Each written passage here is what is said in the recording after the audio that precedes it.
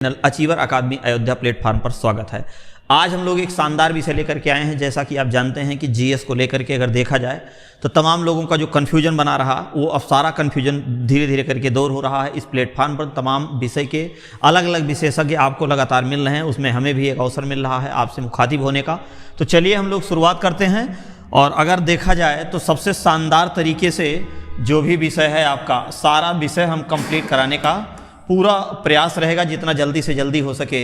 जैसे आप जानते हैं कि इतिहास विषय में तो एक विषय होता है अर्थव्यवस्था।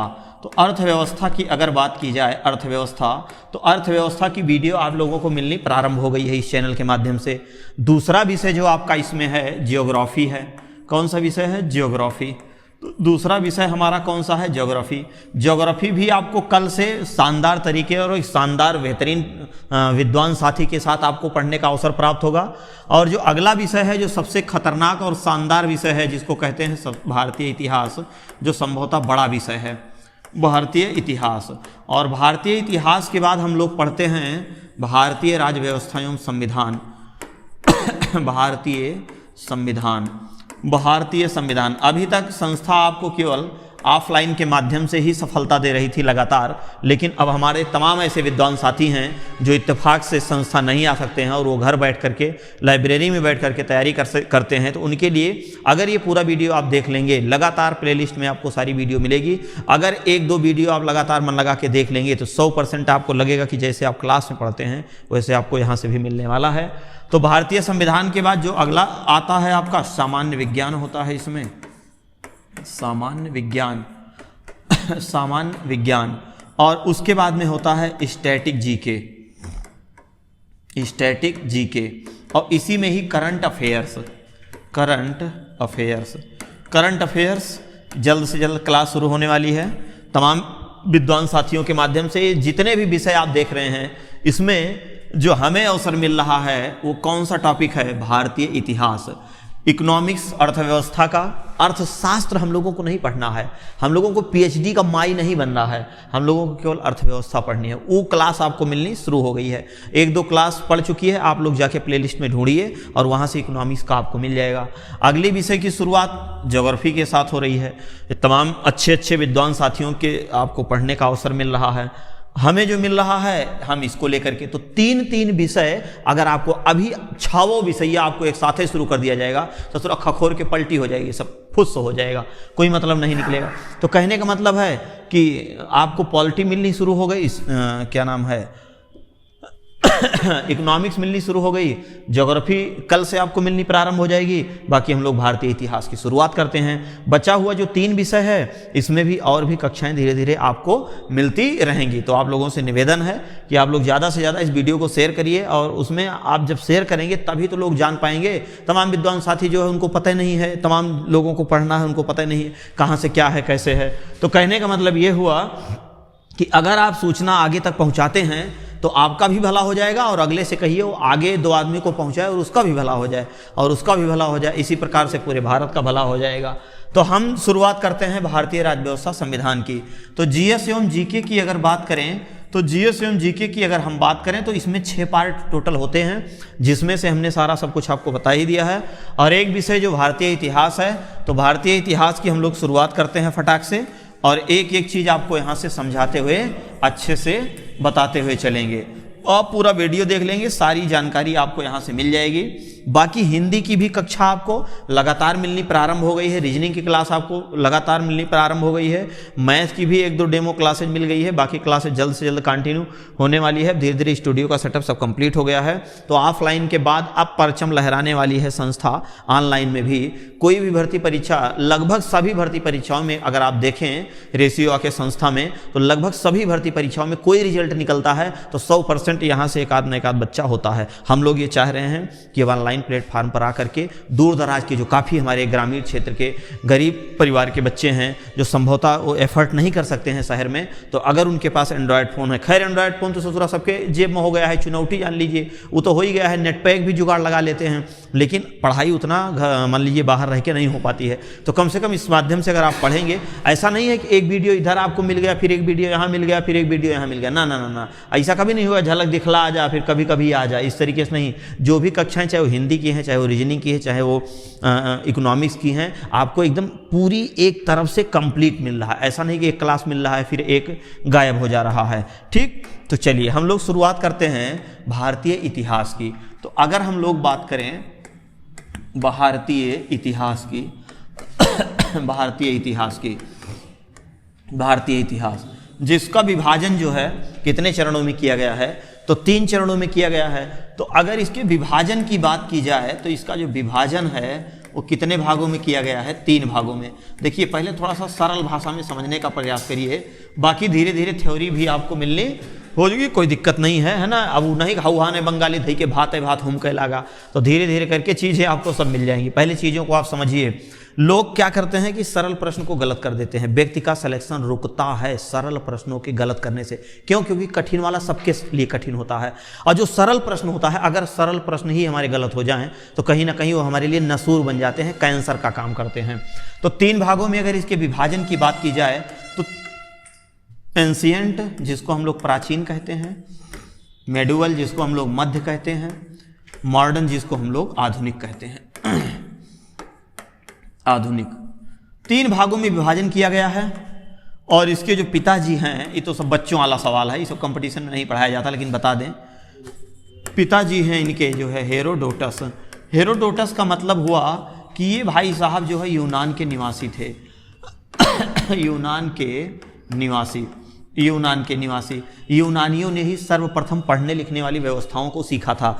राजनीति के पहले फिलासफर की अगर बात की जाए तो सुकरात साहब थे। सुकरात जो थे वो पहले फिलासफर थे। फिलासफर का मतलब होता है नई विचारधारा को लाने वाला, नई विचारधारा को जन्म देने वाला, नई विचारधारा को पैदा करने वाले, लाने वाले व्यक्ति को क्या कहते हैं? फिलासफर या दार्शनिक कहते हैं। तो हेरोडोटस भी यूनान के ही हुआ करते थे, इन्होंने ही इसकी रचना की। और इनकी जो पुस्तक है, तो इनकी अगर पुस्तक की हम लोग बात करें तो इनकी जो पुस्तक है वो हिस्टोरिका है।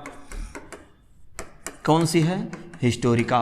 तो इनकी जो हिस्टोरिका पुस्तक है, किस समय के घटनाओं का वर्णन किया गया है? तो 5वीं सदी के घटनाओं का, 5वीं सदी के घटनाओं का वर्णन किया गया है। और इस पुस्तक में 2 देशों के संबंधों का वर्णन किया गया है, भारत और फारस। मतलब क्या हुआ कि आज से कई हजार साल पहले अर्थात 5वीं सदी के आसपास हमारा भारत किसी दूसरे देश के साथ व्यापार करता था, अर्थात वो दूसरा देश हमारे भारत के साथ व्यापार करता था, है ना। हमारा भारत ज़्यादा किसी के साथ व्यापार नहीं किया था, हमारे भारत के साथ लोग व्यापार करने के लिए आए थे।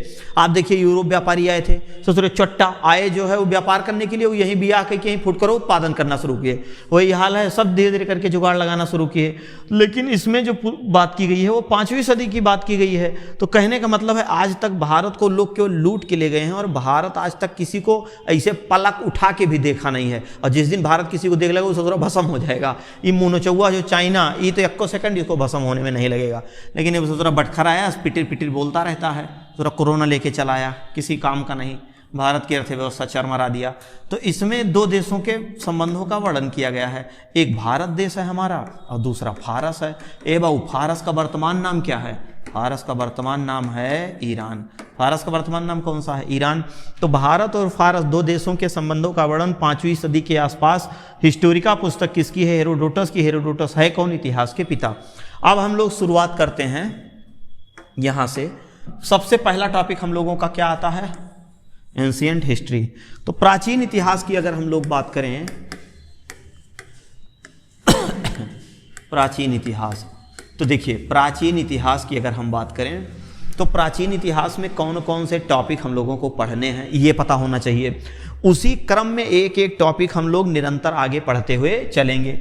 तो अगर हम लोग इसमें बात करें तो प्राचीन इतिहास में हम लोग जो पहला टॉपिक पढ़ते हैं प्रागैतिहासिक काल। कौन सा टॉपिक पढ़ते हैं? प्रागैतिहासिक काल। प्रागैतिहासिक काल। दूसरा जो हम पढ़ते हैं नदी घाटी एवं सिंधु घाटी सभ्यता। सिंधु घाटी सभ्यता, नदी घाटी और सिंधु घाटी सभ्यता। तीसरा जो हम लोग पढ़ते हैं वैदिक युग, वैदिक युग, वैदिक युग। देखिए पहली चीज तो आप ये जान लीजिए कि अब आप ये सोच रहे होंगे कि महाराज जो है कौन सा विषय पढ़ा रहे हैं, इतिहास पढ़ा रहे हैं, किस भर्ती परीक्षा के लिए पढ़ा रहे हैं। अरे ग्रुप डी, चपरासी, खलासी, गैंगमैन, ट्रेडमैन, पुलिस, दरोगा, एसआई से लेकर के ससुरा जितना परीक्षा होती है सब। क्यों? क्योंकि हमारे भारत में रहने वाले लोग तैयारी करते हैं ग्रुप डी का और ससुरे फॉर्म डालते हैं आईएएस का। तो आप तैयारी कर रहे हो ग्रुप डी का, फॉर्म डालोगे आईएएस तक का, तो हमें वहां तक तो मजबूरन पढ़ाना पड़ेगा। तो हम आपको संपूर्ण हिस्ट्री पढ़ा रहे हैं। आप किसी भी भर्ती परीक्षा में जाइए और यहां से अगर क्वेश्चन आएगा, अगर आप वीडियो देखे हैं और पढ़े हैं तो 100% आपके सवाल वहां सही हो जाएंगे। बस इतने जानिएगा। सभी भर्ती परीक्षाओं के लिए ये आपका महत्वपूर्ण होने वाला है। चौथा टॉपिक हम लोग इसमें पढ़ते हैं धार्मिक आंदोलन बाबू, जिसको नास्तिक संप्रदाय कहते हैं। धार्मिक आंदोलन इसमें आता है एक जैन धर्म और दूसरा आता है बौद्ध धर्म। उसके बाद एक टॉपिक आपका आता है महाजनपदों का उदय, महाजनपदों का उदय एवं मगध का उत्कर्ष, मगध का उत्कर्ष। उसके बाद यहां पर अगला टॉपिक हम लोग पढ़ते हैं मौर्य वंश एवं मौर्योत्तर काल, मौर्य वंश एवं मौर्योत्तर काल। एक हम लोग पढ़ते हैं गुप्त वंश एवं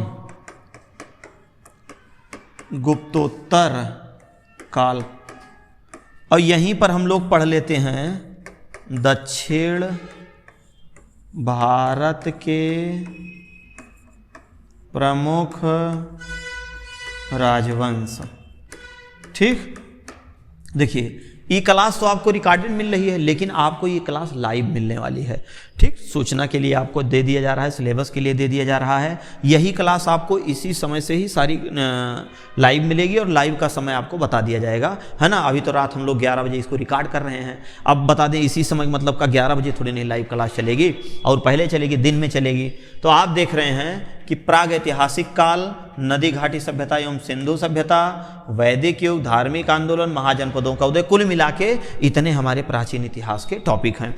अब क्या है कि इसी में हम लोग एक एक टॉपिक शानदार तरीके से पढ़ते हुए और उसकी प्रश्नोत्तरी कराते हुए शांतिपूर्वक एक एक अच्छे से पढ़ते हुए चलेंगे, और इसकी जो प्रश्नोत्तरी होगी वो भी आपको लाइव मिल जाएगी। अभी तो आपको ये रिकॉर्डेड मिल रहा है, तो आप इसका स्क्रीनशॉट ले लीजिए। कहने का मतलब है एक प्लेन कॉपी लीजिए, कलम लीजिए और उस पर भारतीय इतिहास लिखिए, विभाजन करिए, उनका शुरुआत का इनके पिता वगैरह क्या थे इसको लिखिए, फिर प्राग ऐतिहासिक काल, नदी घाटी सभ्यता, वैदिक युग, धार्मिक आंदोलन, महाजनपद, मौर्य वंश, गुप्त वंश, दक्षिण भारत के हमारे प्रमुख राजवंश। तो दक्षिण भारत के प्रमुख राजवंश के बारे में अब इसको आप स्क्रीनशॉट ले लिए होंगे। फटाक से स्क्रीनशॉट ले लीजिए, तब हम लोग आगे चलते हैं। जल्दी से स्क्रीनशॉट लीजिए, तुरंत आगे चलते हैं। चलिए अब हम लोग नेक्स्ट आगे चलते हैं। आगे चलने का मतलब ये हुआ कि अब इसको इरेज कर दिया जाए, और इरेज कर दिया जाए और धीरे धीरे हम लोग शुरुआत करते हैं प्रागैतिहासिक काल से।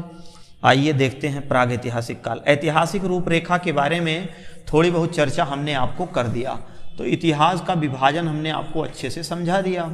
अब हम आपको बताने वाले हैं एक एक कॉन्सेप्ट इसका, और फिर धीरे धीरे हम लोग चलते हैं।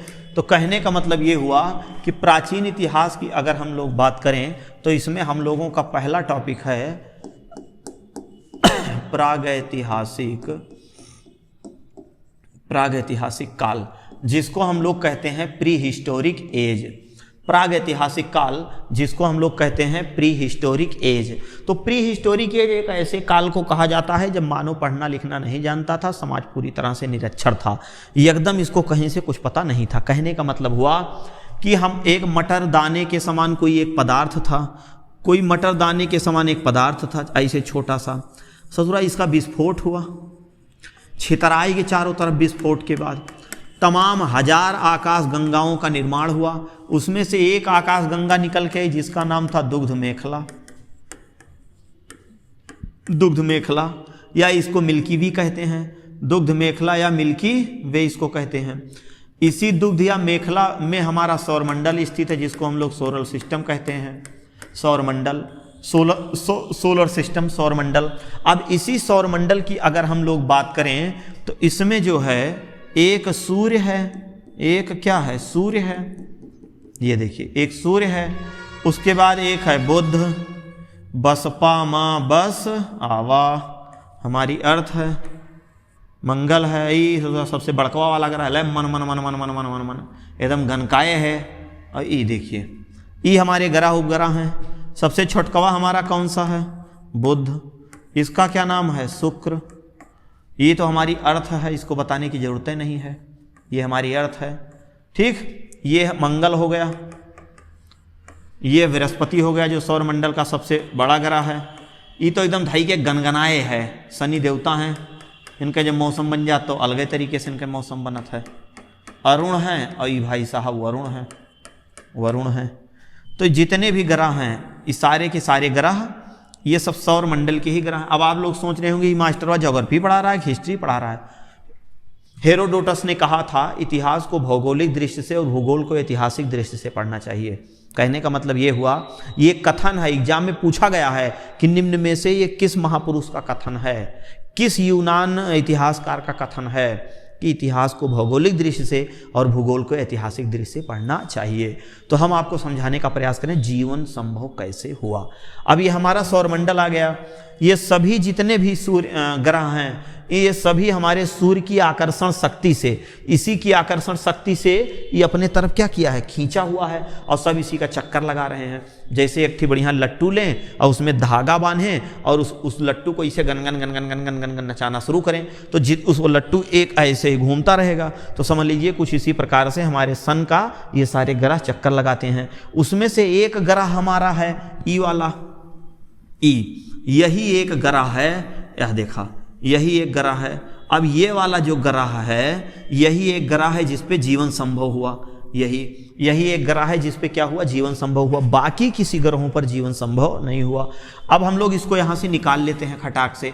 तो जब हम इसको निकाल लेते हैं तो यहाँ इसकी साइज बड़ा सा बना देते हैं, और इसके ये हमारी लैटिट्यूड लाइन है जिसको हम लोग कर्क रेखा, मकर रेखा, विषुवत रेखा कहते हैं, और ये हमारी लॉन्गिट्यूड लाइन है 0 डिग्री अक्षांश रेखा।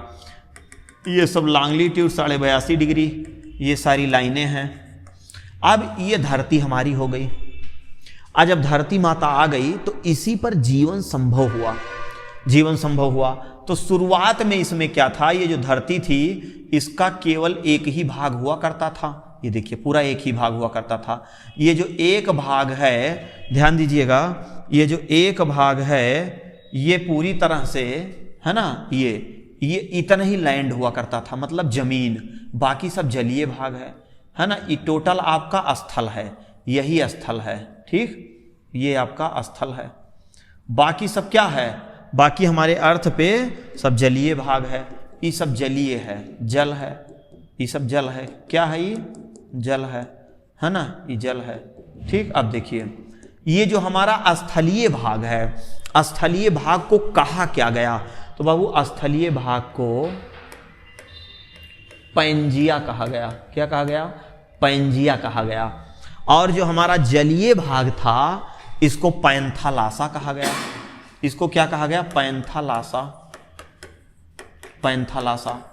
फिर धीरे धीरे क्या हुआ, पैंजिया का टुकड़ा हो गया, ऊपर जो है लारेसिया या अंगारा लैंड कहा गया, नीचे वाले को जो है गोंडवाना लैंड कहा गया, पूरा बीच में यहाँ पानी भर गया, फिर वो तेथिस सागर बन गया। फिर ऐसे ऐसे करके 7 महाद्वीपों का निर्माण हुआ, 5 महासागरों का निर्माण हुआ।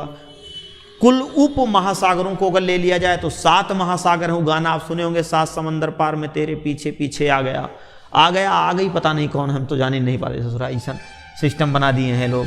तो क्या हुआ कि मटर दाने के समान कोई एक पदार्थ था कि जब उसका विस्फोट हुआ तो कई हजार आकाश गंगाओं का निर्माण हुआ, और जब कई हजार आकाश गंगाओं का निर्माण हुआ तो अब उसमें जो है कई हजार आकाश गंगाएं जब बन करके आईं, कई हजार आकाश गंगाएं जब बन करके आईं तो उसमें हमारी जो आकाश गंगा मंदाकिनी उसका नाम दुग्ध मेखला।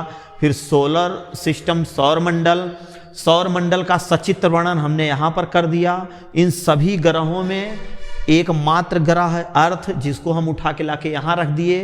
पैंजिया और इसका 2 टुकड़ा कर दिए, ऊपर वाले को अंगारा, नीचे वाले को गोंडवाना। जीवन संभव हो गया। इस पे लोग आ गए, कीड़े मकोड़े जीव जंतु आ गए।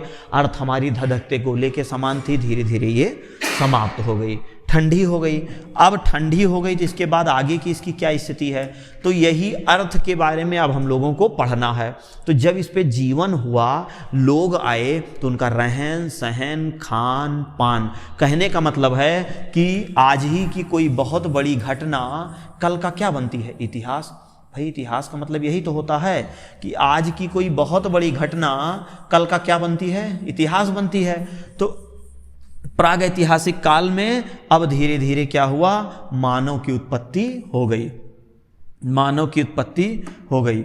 ऐसे काल को कहा गया, ऐसे काल को कहा गया जब मानव पूरी तरह से क्या था, निरक्षर था, निरक्षर था। यायावार खाना बदोशी घुमक्कड़ी था।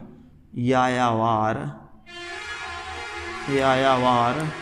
या खाना बदोशी, यायावार खाना बदोशी, या कह सकते हैं घुमक्कड़ी था, घुमक्कड़ी।